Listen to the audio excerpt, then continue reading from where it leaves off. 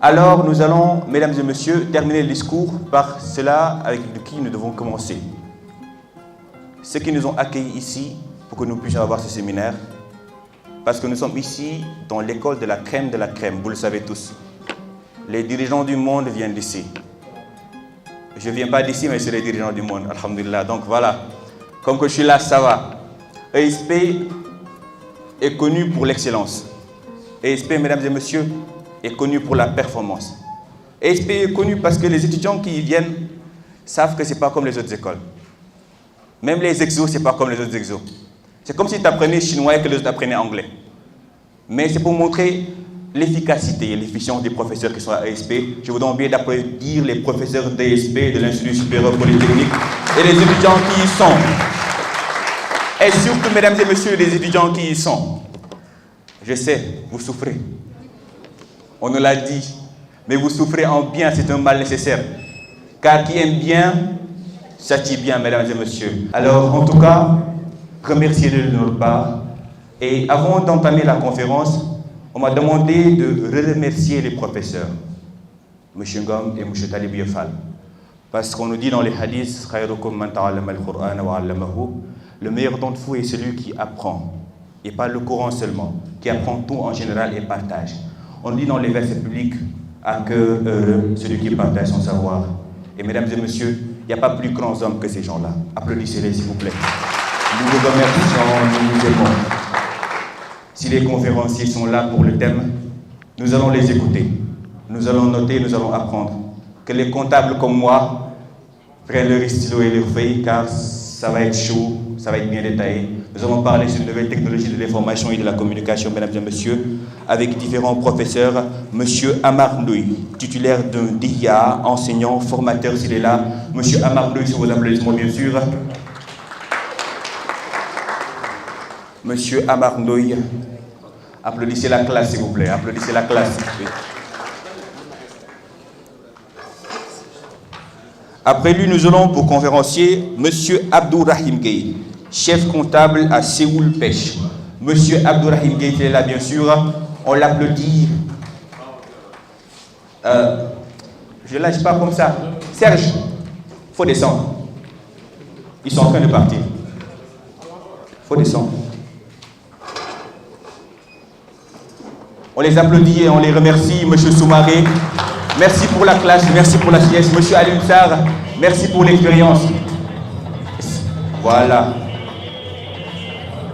Après Monsieur Abdourahim Gueye, nous aurons la photo pour immortaliser le moment. C'est important. Les souvenirs restent.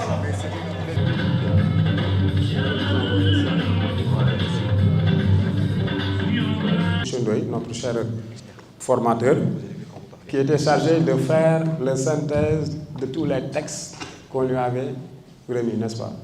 Après Ndoye, Abdourahim Gueye va prendre la parole pour nous dire son impression et son idée sur l'approche un peu plus large, avant de terminer par notre cher expert. Après les prises de parole, nous allons essayer de donner la parole aux membres du club. Ça sera encore possible de vous inviter à nous donner votre impression sur le fonctionnement du club. Et si vous avez encore des questions sur le thème, nous serons encore disponibles pour apporter des réponses. Donc sans plus tarder, je donne la parole à M. Amar Ndoye. Alhamdulillah, wa salatu wa salam ala rasulullah. Assalamu alaikum wa rahmatullah. Rabbi israh li sadri wa yassir li amri wa hlul uqdatam min lisani yafqahu qawli. Bonjour, chère assistance, bonjour, chers honorables invités. Donc, c'est un plaisir pour moi de me présenter devant vous pour faire un peu un exposé du thème sur la manière dont les indices peuvent influencer, n'est-ce pas,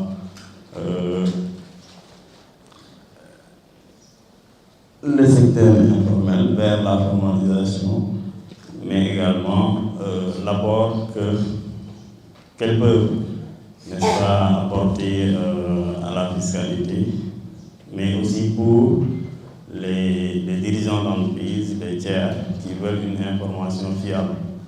Donc je pense que c'était un peu l'idée du thème que nous devons développer. Maintenant, avant de passer au thème proprement dit, nous allons d'abord essayer de faire, comme il est d'usage, la définition des concepts, pour avoir le même aperçu sur ce dont nous allons parler.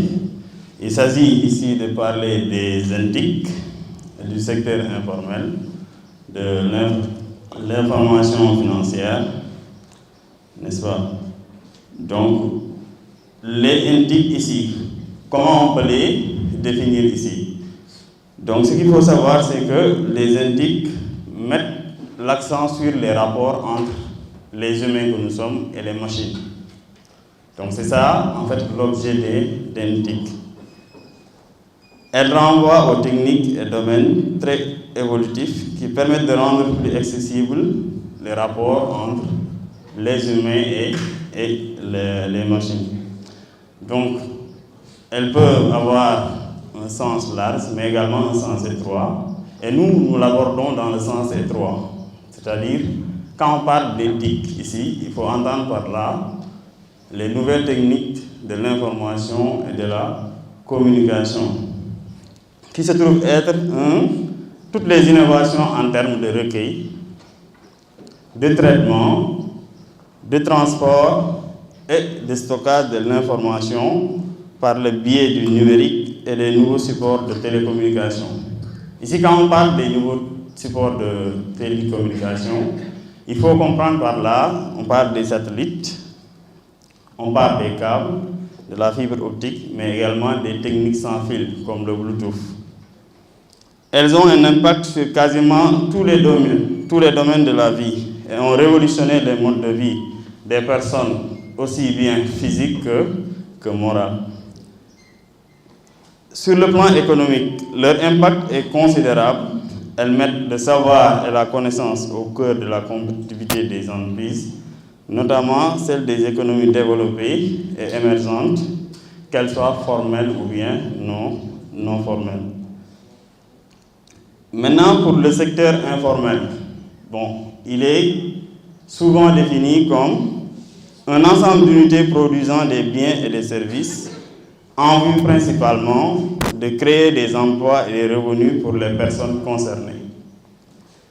Ces unités, ayant un faible niveau d'organisation, opèrent à petite échelle et de manière spécifique, avec peu ou pas de division entre le travail et le capital en tant que facteur de production. Les relations de travail, lorsqu'elles existent, sont surtout fondées sur l'emploi occasionnel, les relations de parenté ou les relations personnelles et sociales, plutôt que sur des accords contractuels comportant des garanties en bonne et due forme. Donc c'est une définition qui est un peu longue, mais en fait qui prend en compte tous les aspects relatifs au secteur informel. D'abord, c'est quoi? On nous dit que c'est des unités qui produisent des biens et des services, n'est-ce pas, en vue de créer des emplois. Donc on le vit tout le monde le vit chez lui. À côté, il y a toujours nos mamans ou bien nos papas qui ont une table au coin de la rue et qui vendent des gâteaux souvent pour les bengaines, n'est-ce pas? Donc ça, on peut qualifier ces gens-là de personnes du secteur informel, n'est-ce pas? Donc l'objectif, c'est quoi? C'est en fait d'avoir une source de revenus, n'est-ce pas? D'avoir de quoi, n'est-ce pas, faire face à ces dépenses éventuelles. Donc, ces unités-là, elles sont également caractérisées par ce qu'on a appelé un faible niveau d'organisation.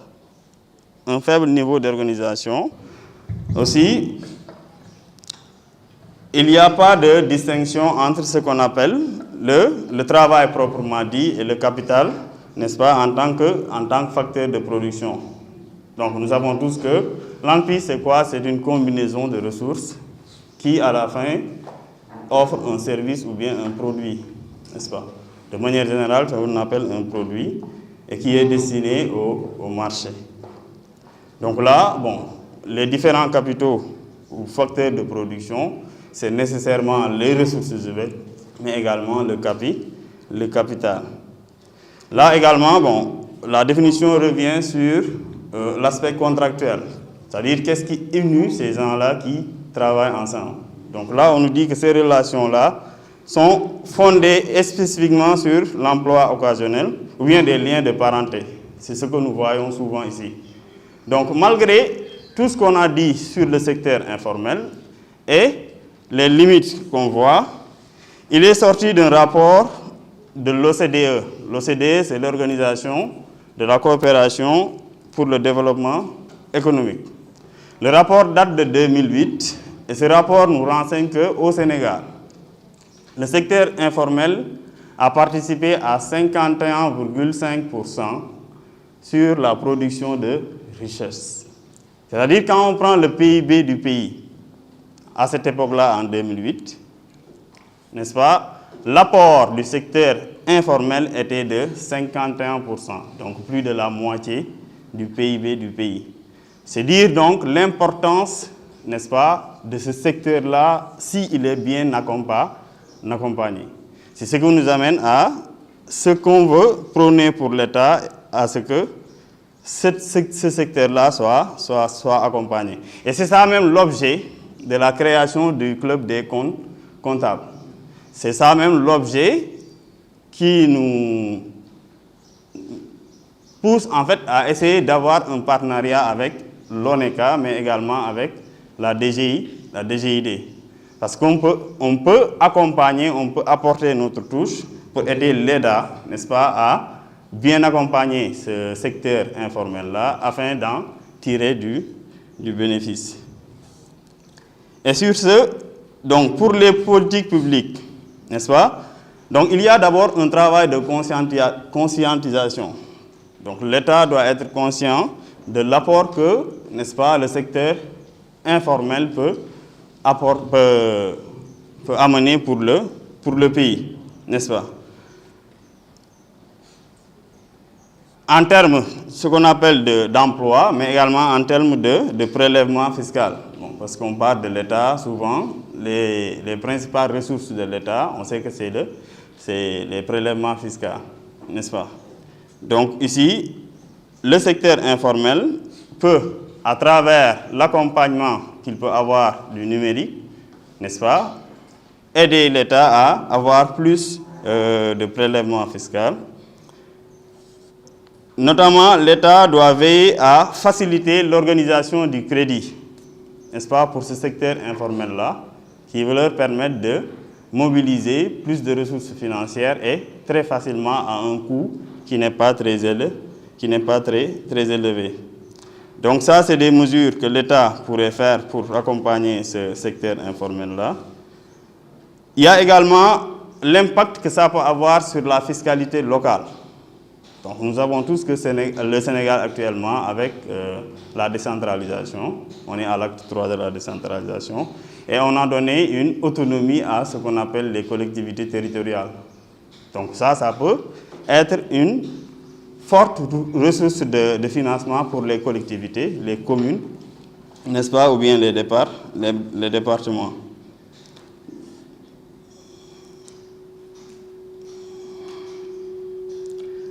Aussi, pour le secteur informel, on encourage l'État à financer à coût faible, n'est-ce pas, les acteurs du monde informel, pour que ceux-ci puissent participer davantage aux ressources fiscales, n'est-ce pas, notamment des collectivités. Parce qu'on sait que l'apport de l'État par rapport à la caisse centrale de l'État, par rapport aux collectivités territoriales, elle n'est pas aussi conséquente. Et le secteur informel pourrait constituer une alternative ou bien un complément par rapport à cet apport de fonds de l'État. Donc en fait, c'était ce que je vais noter par rapport au thème. Donc je vais rendre le micro à mon collègue, M. Gueye. Je vous remercie de votre attention. Il a accentué son discours sur le probable partenariat qu'on espère va naître donc au sortir de la journée entre le club des comptables, l'ONECA et la DGID. On espère déjà que ce futur partenariat sera gagnant-gagnant. Toutes les parties vont vont gagner, comme la fameuse théorie qu'on a appris ici à l'université, la théorie des sommes positives où tout le monde gagne. Donc, contrairement à l'autre théorie des sommes nulles, où ce que l'un gagne, c'est ce que l'autre perd. Maintenant, je vais revenir brièvement sur deux notions pour après donner la parole à ceux qui suivent. Certainement, les questions vont nous permettre d'entrer dans le détail. Je vais revenir sur le terme secteur informel avant de proposer les propositions, avant de donner les propositions du comité, donc en ce qui concerne les politiques de transformation ou même plus précisément la réduction du secteur informel. Comment aider ceux qui sont dans le secteur informel à se formaliser. Certainement, c'est un processus parce que ça ne va pas se faire du jour au lendemain.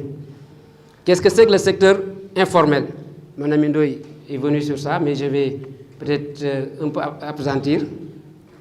Le secteur informel, c'est l'ensemble des activités économiques qui se réalisent en marge de la législation pénale, sociale et fiscale, ou qui échappent à la comptabilité nationale. Autrement dit, c'est l'ensemble des activités qui échappent à la politique économique et sociale, et donc à toute régularisation de l'État. Dans tous les cas, les deux définitions se recoupent, puisqu'elles soulignent l'idée de fraude, délaissant que ça échappe à la comptabilité nationale.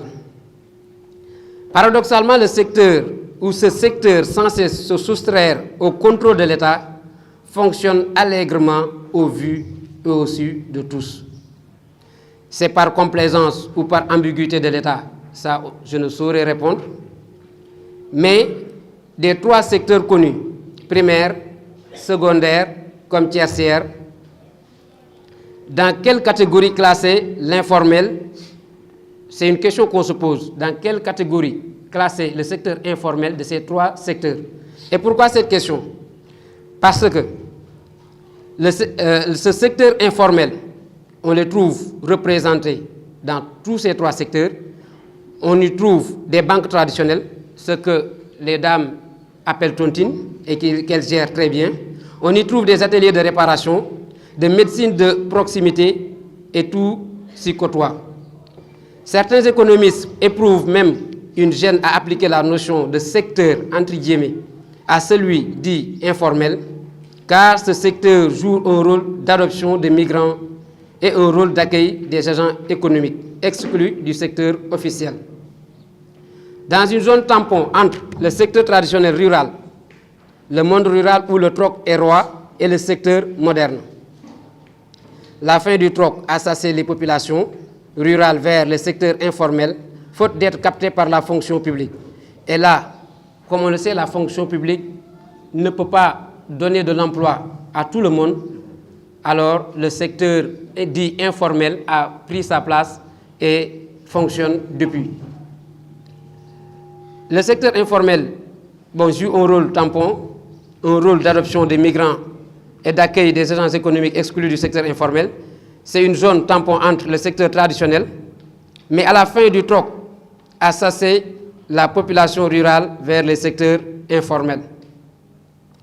Faute de capter par la fonction publique la divisibilité des produits et des demandes évolutives en raison de la faiblesse de leur pouvoir d'achat, est un facteur qui renforce le couple vendeur-acheteur. Cette relation, au-delà de la fonction économique, favorise une convivialité absente dans le secteur formel où les prix ne donnent pas lieu à des négociations.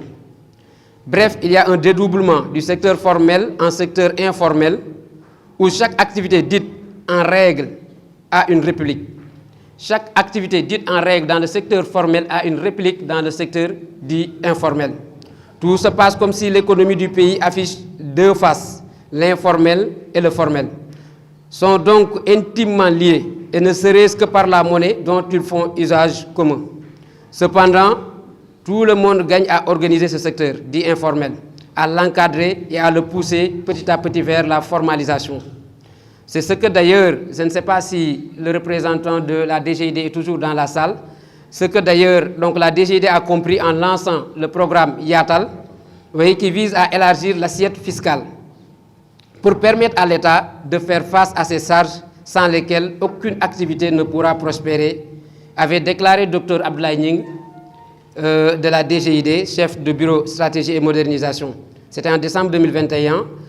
Bon, il aurait pu nous dire où est-ce qu'ils en sont, parce que c'est un programme, je pense, si c'est bien déroulé, peut apporter des réponses donc, à la formalisation ou à l'aide à formaliser ce secteur informel qui permettra à l'État de gagner beaucoup plus parce que le budget n'est pas élastique.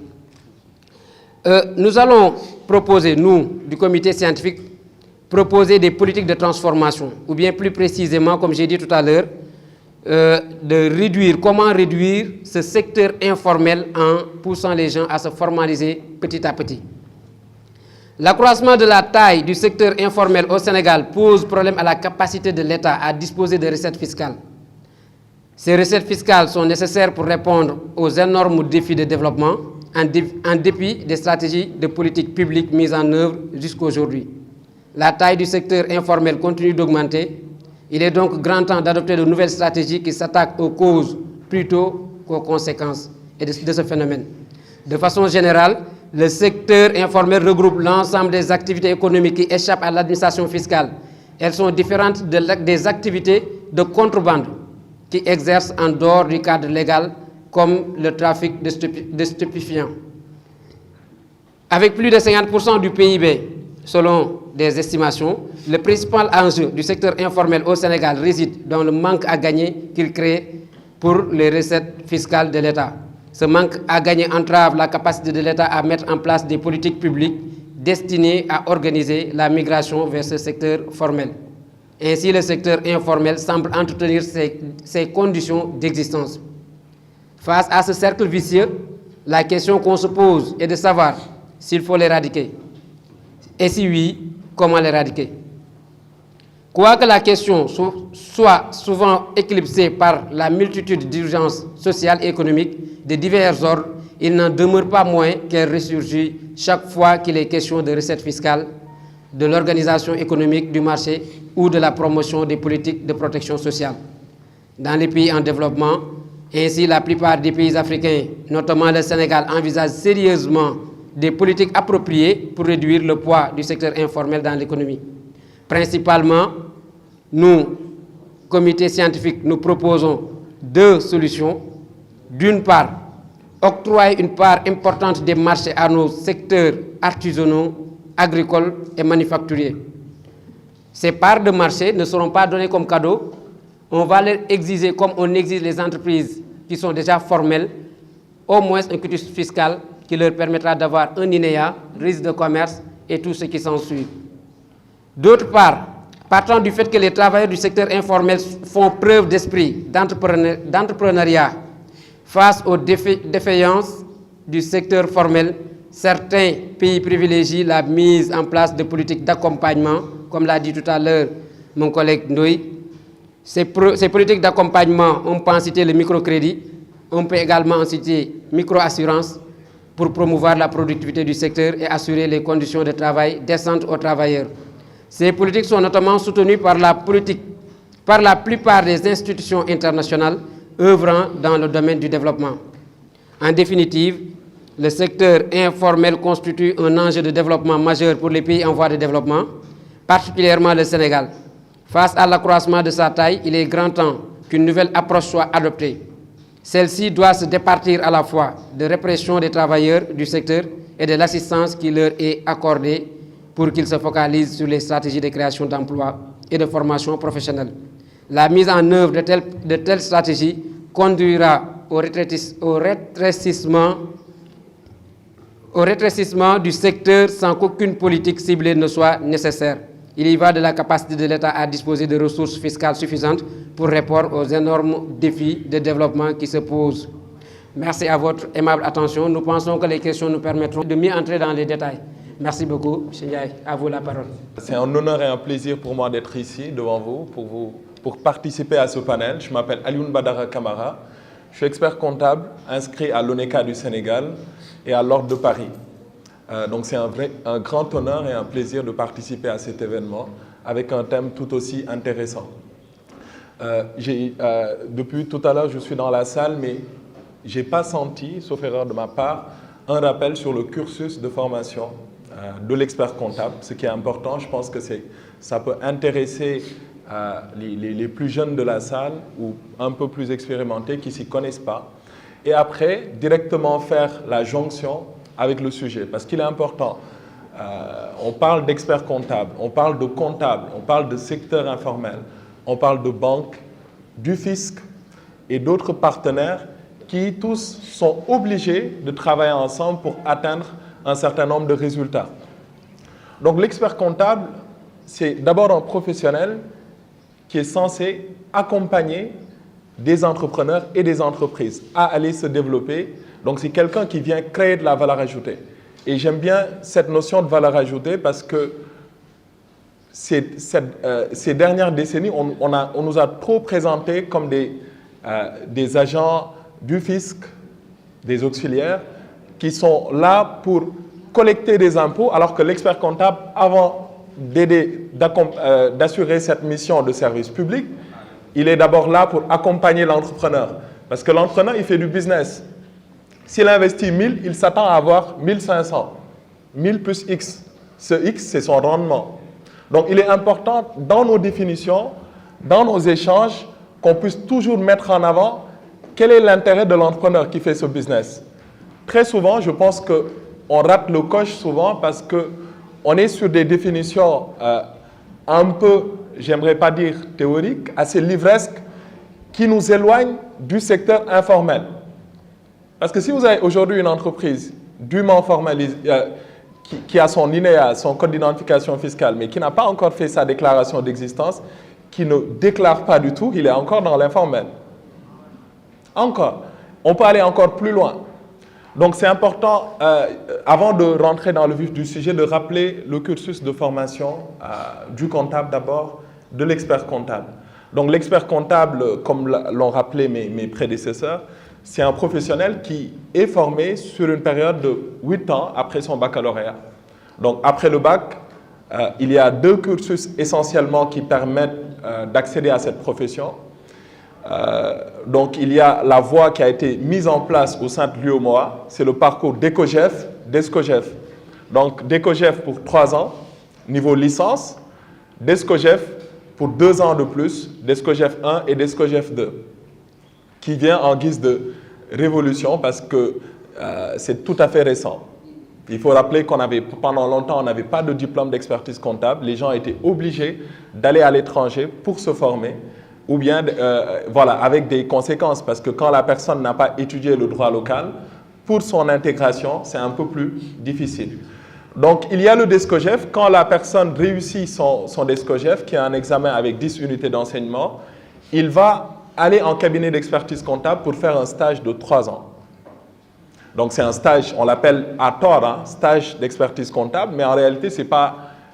D'ailleurs, des pays comme la France sont en train de faire évoluer ce terme parce c'est un faux ami, entre guillemets. On nous dit expert comptable stagiaire, mais c'est un professionnel qui accompagne des entreprises, des sociétés. Donc, on parle de stage parce que c'est un cursus dans lequel le futur expert comptable va être accompagné par un maître de stage qui est un expert comptable, commissaire aux comptes, inscrit à l'ordre. Il a un certain nombre de journées de formation réparties sur 3 ans, au nombre de 9 exactement. À la fin de ce cursus, il va faire un diplôme qui s'appelle le DECOFI. C'est le diplôme final, le fameux Graal, qui, il faut toujours le rappeler, est accessible à tous. Je dis souvent qu'on a trop peu d'experts comptables au Sénégal. On est actuellement au niveau du tableau à 223. Je rappelle aussi que je ne représente pas l'ordre. Hein. Je suis venu en tant que professionnel pour donner des avis tout à fait personnels. Donc, c'est important de se dire qu'on a encore besoin de plus d'experts comptables. Parce que quand la formation professionnelle s'améliore, s'enrichit, la qualité de l'information professionnelle qui est produite, elle s'améliore. Le travail du fisc s'améliore. Le travail des banques, des parties prenantes s'améliore. Et il y a une gestion du risque beaucoup plus maîtrisée au niveau macroéconomique. Donc, c'est un cursus, je vous invite vraiment à vous y intéresser davantage, accessible à tous, et de déconstruire ces fausses idées qui, pendant longtemps, planent sur certains esprits. Comme quoi, c'est une profession réservée à une partie infime de la population, mais sachez que le marché a encore besoin d'experts comptables. D'experts comptables dans les cabinets d'expertise comptable, mais aussi dans les entreprises. Les entreprises et sociétés ont besoin d'experts comptables. Vous allez au Nigeria, vous allez trouver des sociétés avec 10 CPA. CPA pour dire expert comptable. Et c'est normal. Aujourd'hui, au Sénégal, on a très peu de sociétés avec des directions financières dirigées par des experts comptables. Donc, il est important, une fois qu'on est dans la profession comptable, d'aspirer à ce niveau-là, d'améliorer son niveau de formation. Donc, quand on en revient au sujet d'aujourd'hui, on se forme, on a un bac plus 8. L'attente, elle est grande parce que l'entrepreneur qui est devant nous, il a envie de développer son business. Son premier besoin, c'est non pas, entre guillemets, d'aller remplir les caisses de l'État, mais c'est d'aller développer son business. Son entreprise, il a investi, il a fait le sacrifice d'investir, il aurait pu être salarié, il aurait pu faire d'autres activités. Donc, pourquoi aujourd'hui, nous, dans nos discussions, dans nos échanges, je pense trop souvent qu'on met l'accent plus sur l'aspect contrôle, l'aspect répression. Vous allez dans un pays comme la France, où j'ai fait une partie de mes études, le Code général des impôts a fait ce qu'on a appelé l'humanisation du champ lexical, fiscal. Pourquoi? Parce qu'aujourd'hui, dire à une personne qu'on vient te contrôler, on va te redresser, c'est un peu fort. Redressement fiscal. Et par subtilité, ils ont pu faire évoluer la notion pour arriver à une notion de rectification qui est un peu plus sage, un peu plus humain et qui passe un peu plus simplement. Entre autres sujets, donc je pense fondamentalement qu'il est important que lorsqu'on présente les sujets, surtout par rapport à un sujet aussi sensible que le secteur informel, qu'on mette en avant les avantages qu'il y a à se formaliser. Au-delà de la question fiscale, je vais payer des impôts, je dois faire des déclarations et tout ce qui va avec, ce qui est important parce que l'État en a besoin, l'économie en a besoin, il faut qu'on présente d'abord à l'entrepreneur qu'est-ce qu'il gagne à se formaliser. Aujourd'hui, l'entrepreneur qui n'est pas formalisé, il n'a pas, par exemple, accès au crédit bancaire. Et ce qu'on voit très souvent, pour faire le parallèle avec l'exercice entre guillemets illégal, qui n'est pas vraiment moi mon sujet, les entrepreneurs qui veulent avoir un crédit, très souvent, ils ont 3 bilans. Un bilan réel pour eux, un bilan pour la banque, et un autre bilan, je vous passe l'expression. Et ça, qu'est-ce qui le fait? Qu'est-ce qui le réalise? C'est des comptables. Hein? C'est des comptables. Hein? Peut-être même qu'ils sont dans la salle. Hein? Vous voyez un peu? Et il est important qu'on aille un peu plus loin et qu'on puisse tirer des responsabilités. Pourquoi? Parce que vous avez un entrepreneur, des entrepreneurs qui vont vous dire que peut-être que c'est un peu plus fort, mais il y en a des entrepreneurs qui sont conscients qu'ils doivent payer des impôts. Mais ils préfèrent attendre d'être redressés pour négocier, vous voyez un peu, donner des pots de vin pour avoir un redressement moins compliqué et te dire que, entre guillemets, pourquoi je n'ai pas payé les 5 dernières années, je savais que j'allais être redressé et j'avais laissé de côté un matelas qui va me permettre aujourd'hui de faire face à ce redressement. Ce qui est un point négatif qui existe au niveau du système et qu'on doit encore et encore aller corriger pour régler cette situation. Donc les responsabilités, elles sont partagées. Essayons dans nos communications de mettre l'accent sur l'avantage que les entrepreneurs et entreprises ont à se formaliser, à se développer. Et on verra, ils viendront. Ils viendront. On a trop souvent l'habitude de nous faire passer, nous, experts comptables, comme je le disais au début, comme des auxiliaires du fisc. C'est-à-dire, c'est un monsieur qui est là pour faire son audit, contrôler la société, me dire, monsieur, ça, c'est pas bon, ça, c'est pas bon, ça, c'est pas bon. Voici ce qu'il faut faire, voici ce qu'il faut faire, voici ce qu'il faut faire. De manière assez livresque. Il faut changer ça, mais l'expert comptable, c'est quelqu'un qui doit être dans le comment, être dans l'accompagnement. Les comptables aussi, pour terminer sur ce point, je pense qu'ils ont un rôle important parce qu'ils sont à côté des chefs d'entreprise. Il est important aussi qu'ils veillent à simplifier leur discours. Vous Vous savez, nos parents bol qui n'ont pas fait les études, voulu parler de TVA, de BRS, voulu parler de compte 475, des trucs assez compliqués. Lui, il est assez pragmatique. Il sait qu'il a mis 1000, à la fin de la journée, il va avoir 1000 plus X. Ce X, c'est son rendement. Donc, il faut qu'on développe assez de pédagogie, excusez-moi du terme, qu'on laisse un peu ces démarches assez livresques et assez éloignées de la réalité du terrain pour régler les problèmes dont les gens ont réellement besoin. Je vous remercie. Merci. Parler du point de vue approche générale. Mon cher expert encore a bien rappelé les prérogatives qui doivent être données aux comptables et aux experts comptables. Mais les comptables tout court sont des employés de l'entreprise. Ils peuvent ne pas être professionnels des chiffres, mais ils sont conscients de leurs prérogatives. Le comptable de l'entreprise n'est pas appelé à effectuer des services de commissariat au compte. Nous en sommes très conscients. Les comptables de l'entreprise ne sont pas appelés à certifier. Mais il faut reconnaître que les comptables font le bilan. Les comptables procèdent au montage des états financiers. Et les comptables n'attendent pas à la date de clôture de l'exercice, à la date du 30 avril, pour faire appel aux experts qui sont chargés de certifier leur compte. Durant l'année d'exercice, le cabinet d'expertise à qui l'entreprise a signé une convention a l'habitude de venir en cours d'année faire des missions d'intérim.